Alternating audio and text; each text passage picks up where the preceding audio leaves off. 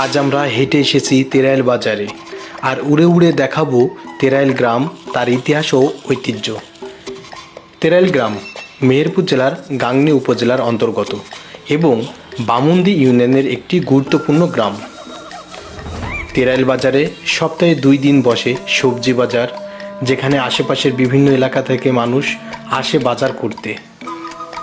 তেরাইল বাজারে উল্লেখযোগ্য ঐতিহাসিক ঘটনা না থাকলেও এখানকার মানুষের রয়েছে অসাধারণ উদারতা। শিক্ষার ক্ষেত্রে এই গ্রাম ও আশেপাশের এলাকায় আছে বেশ কিছু শিক্ষা প্রতিষ্ঠান, যা শিক্ষার মান উন্নয়নে গুরুত্বপূর্ণ ভূমিকা পালন করছে। তেরাইল বাজার সংলগ্ন রয়েছে একটি সরকারি প্রাথমিক বিদ্যালয়।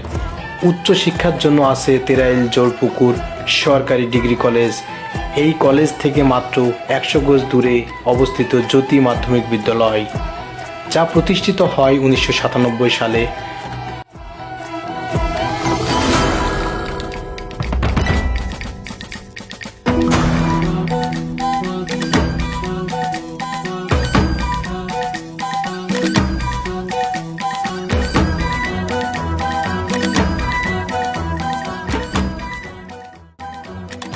বিদ্যালয়ের বিপরীতে আছে একটি মহিলা মাধ্যমিক বিদ্যালয়।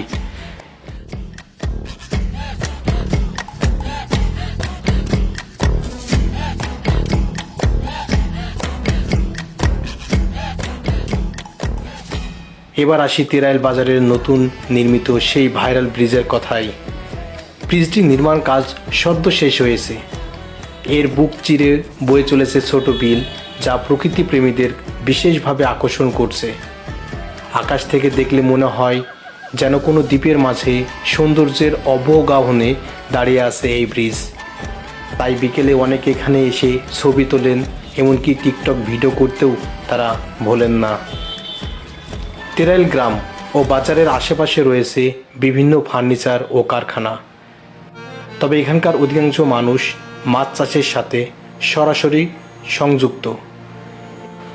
এই বিলের চারপাশে ছোট ছোট ঘের তৈরি করে তারা মাছ চাষ করে জীবিকা নির্বাহ করে। এছাড়াও রয়েছে ছোট বড় অসংখ্য পুকুর। আমি প্রস্তুত আছি আগামীকাল আপনার গ্রামের ইতিহাস ও ঐতিহ্যকে ক্যামেরাবন্দি করতে। আপনি কি রেডি? তাহলে দেরি না করে কমেন্টে লিখে জানান আপনার গ্রামের নাম। এই ভিডিওটির 2টি উদ্দেশ্য: একটি, প্রবাসে থাকা সেই সব মানুষের জন্য যারা দীর্ঘদিন দেশের বাইরে থেকে জন্মভূমিকে এক নজর দেখতে চান। দ্বিতীয়ত হচ্ছে প্রকৃতি প্রেমীদের জন্য, যারা নতুন জায়গা সৌন্দর্য খুঁজে বেড়ান। আমার ভিডিওতে যদি কোনো ভুল তথ্য পান তাহলে দয়া করে কমেন্ট করে জানাবেন, যাতে আমি সংশোধন করতে পারি। কারণ মানুষ মাত্রই ভুল করবে, বা কেউ ভুলের ঊর্ধ্বে নয়। বিশেষভাবে অনুরোধ করছি আমাদের চ্যানেলটিকে সাবস্ক্রাইব করার জন্য। আবার দেখা হবে নতুন কোনো স্থানে, নতুন কোনো জায়গায়, নতুন কোনো ভিডিও নিয়ে। সবাই সুস্থ থাকবেন এই কামনা করে আজকের মতো ভিডিও এখানেই শেষ করছি। আল্লাহ হাফেজ।